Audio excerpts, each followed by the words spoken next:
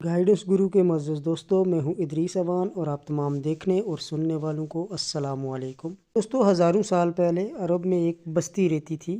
اللہ تعالیٰ نے حضرت نوح علیہ السلام کو ان لوگوں کی ہدایت کے لیے اپنا رسول بنا کر بھیجا۔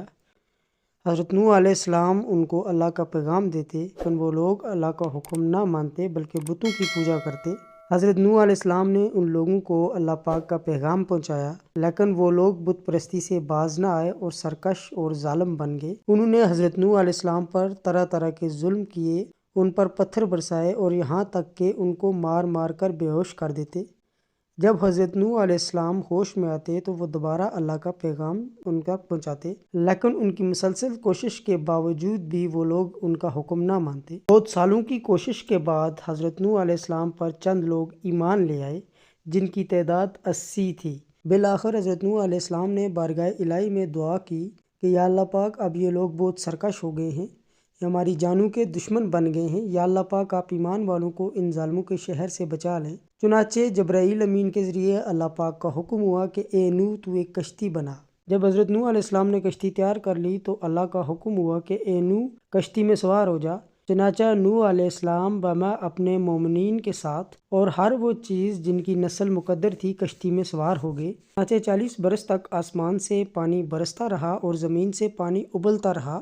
چنانچہ تمام کی تمام قوم اس عذاب الہی میں غرق ہو گئی۔ حضرت نوح علیہ السلام کی بیوی اور ان کا بیٹا کنعان، وہ بھی اس عذاب سے نہ بچ سکے۔ جب زمین خشک ہو گئی اور اتنی خشک ہو گئی کہ ایک قطرہ بھی پانی کا زمین پر نہ رہا، اور جب پانی خشک ہو رہا تھا تو کشتی نوح اس دن زمین میں تقریباً 17 مرتبہ بیت اللہ کا طواف کر کے ملک شام کی طرف نکل گئی اور جودی پہاڑ پر ساکن ہو گئی۔ جب زمین خشک ہو گئی تو نوح علیہ السلام کو حکم ہوا کہ اے نوح، اس کشتی کی لکڑی سے ایک مسجد بنا۔ نوح علیہ السلام نے ایک مسجد بنائی اور وہاں ایک بستی بن گئی جس کا نام سمانین رکھا، یعنی اس کے معنی ہیں 80 آدمی مومن اور مومنہ۔ اور اس کے چند روز کے بعد حضرت نوح علیہ السلام نے وفات پائی۔ پھر اولاد ان کی سام، حام اور یافس باقی رہی۔ چنانچہ تمام انسان ان تینوں کی نسل میں سے ہیں۔ اہل عرب اور عجم سام کی اولاد ہیں، اہل حبش حام کی اولاد سے ہیں، اور اہل ترکستان یافس کی اولاد سے ہیں۔ مروی ہے کہ حضرت نوح علیہ السلام ایک روز سو گئے تھے، ہوا سے کپڑا عورت کی ستر کا الگ ہو گیا تھا۔ حام کی نظر اس پر پڑی تو وہ ہنس رہا تھا، اور سام کی نظر جب پڑی تو اس نے کپڑا اڑا دیا۔ اور جب نوح علیہ السلام خواب سے بیدار ہوئے تو ان دونوں کا ماجرا سنا۔ حضرت نوح علیہ السلام نے سام کو دعائیں دی، اس واسطے ان کی اولاد پیغمبر، اور حام کو بد دعا دی، اس وجہ سے ان کا منہ سیاہ ہوا، اولاد بھی اس کی سیاہ ہی رہی۔ اور مروی ہے کہ نوح علیہ السلام کی عمر 1400 برس تھی، اور ایک دوسری روایت میں ہے کہ 1020 برس کی تھی، اور تیسری روایت میں ہے کہ 1000 برس کی تھی، اور ایک روایت کے مطابق کہ 950 برس کی تھی، اور غالباً یہی صحیح ہے۔ سورہ عنکبوت میں مذکورہ ہے کہ جب نوح علیہ السلام نے اس دار فانی سے رحلت فرمائی تو فرشتوں نے ان سے پوچھا، اے شیخ الانبیاء، دنیا کو کیسا دیکھا؟ حضرت نوح علیہ السلام نے فرمایا، مجھے تو ایسا معلوم ہوا کہ ایک دروازے سے گھس کر دوسرے دروازے سے نکل آیا۔ بعد اولاد سام میں سے بعض نے کوفے میں، اور بعض نے یمن میں، اور بعض حجاز شام میں، اور بعض نے مغرب میں جا کر شہر بسائے، اور اولاد حام نے ہندوستان میں آ کر شہروں کو آباد کیا، اور اولاد یافس ترکستان میں جا کر سکونت پذیر ہوئی اور وہاں شہر آباد کیے۔ چنانچہ سارا جہان ان تینوں ہی سے آباد ہوا۔ سب سے پہلے شیطان نے ہندوستان میں آ کر لوگوں کو بت پرستی سکھائی، بعد میں ملک عرب میں جا کر وہاں کے لوگوں کو گمراہ کیا، اور ایک بادشاہ جس کا نام جرہم تھا اور وہ قد و قامت میں 400 گز لمبا تھا، تمام ملک عرب اس کا مطیع و فرمانبردار تھا۔